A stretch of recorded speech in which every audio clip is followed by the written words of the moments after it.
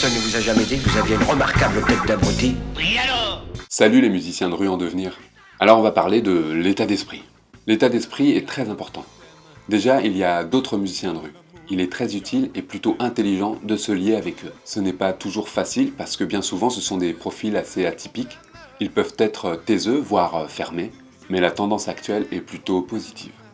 Le mieux étant d'essayer d'échanger vos numéros de téléphone pour vous tenir mutuellement au courant des spots, de l'état d'esprit de la police, du public, etc., etc. Il est de bon ton par les temps qui courent de rester soudés. Ça vaut le coup de prendre un petit peu de temps pour échanger avec vos collègues. On parle souvent de mafia, ce qui n'est pas vraiment juste. Pour autant, il y a des spots avec des habitués qui se connaissent et qui se succèdent, sur lesquels il faut faire sa place. On ne peut pas non plus appeler ça une mafia. Investir un spot déjà existant peut prendre du temps et dépend surtout du rapport que vous entretenez avec les autres musiciens. Dans la rue, il faut être dans le partage, même quand vous ne sentez pas la réciproque. On peut des fois avoir l'impression de ne pas être le bienvenu.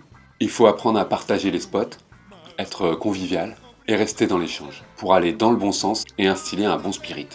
La règle de base, c'est comme au marathon, c'est le premier arrivé qui a gagné. Ne vous laissez jamais déloger par un musicien qui revendiquerait son spot. Il faut toujours négocier. Quand on vient vous demander de prendre votre place, dites pour combien de temps vous en avez encore, et au mieux prenez un numéro de portable pour prévenir quand le spot est à nouveau disponible, ce qui sera plutôt sympa de votre part. Souvent je joue sur un pont à Paris qui est assailli par les musiciens de rue. L'été dernier, à la suite de tous les attentats et de la mise en place de l'état d'urgence, les places étaient plutôt chères. Nous étions par moment 5 groupes sur le pont, et tout le monde a pu travailler malgré la proximité. Ce qui prouve bien que l'on peut partager des lieux à condition de ne point trop se gêner. Par exemple, pour les formations plutôt puissantes, il suffit de jouer en alternance. Chacun son tour. Il arrive que des musiciens de rue aient une attitude plutôt fermée. Ça peut être dû à tout un tas de raisons. Déjà, quand vous jouez dans la rue, on vient souvent vous parler. Vous demandez son chemin, ou vous parlez matériel, etc., etc. Et vous n'avez pas toujours le temps pour la causette, puisque vous êtes au travail.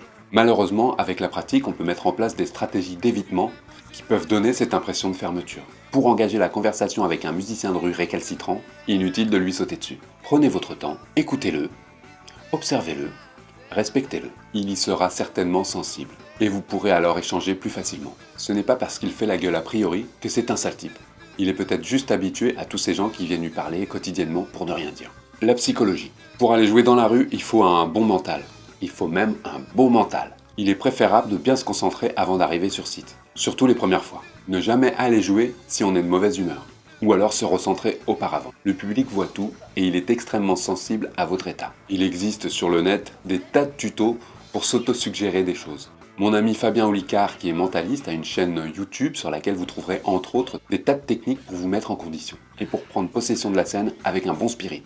Quand vous jouez dans la rue, vous êtes dans l'espace public et comme son nom l'indique, cet espace appartient à tous. Vous êtes chez vous, les autres aussi sont chez eux. Ce qui implique que les autres aient aussi le droit de s'exprimer. Il arrive que des gens soient très mal lunés, qu'ils vous regardent de travers, qu'ils passent leur nerf sur vous, qu'ils fassent des réflexions, qu'ils viennent même interrompre votre prestation pour exprimer leur frustration. C'est un rituel auquel il vaut mieux vous habituer. Il y a tous les jours ce petit moment où le ou la frustrée se pointe. En général, c'est une vieille avec des cheveux sales.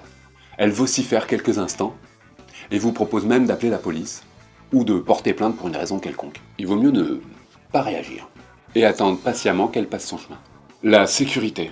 Les musiciens de rue sont généralement plutôt respectés. Ils sont rarement ennuyés, mis à part après la tombée de la nuit, à cause des gens qui s'alcoolisent et qui se lâchent un peu trop.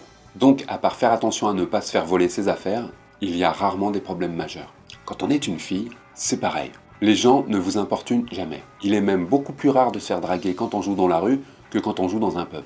De par le fait qu'une fille qui ose aller jouer dehors a forcément un fort caractère. Du coup, les mecs tentent rarement leur chance. Mais vous n'êtes pas non plus à l'abri du grand amour. De vivre heureuse pendant des siècles et d'avoir beaucoup d'enfants. Tout est possible. Pour résumer, dehors, il faut vous sentir chez vous. Parce que c'est chez vous. Vous sentir comme à la maison. Être heureux et partager votre bonheur. La rue, c'est merveilleux. C'est riche d'échanges. C'est gratuit. Les gens sont généreux et participatifs. Si vous adoptez le bon spirit, vous ne pourrez qu'y être heureux. Sur ce, amis buskers, bon show à vous.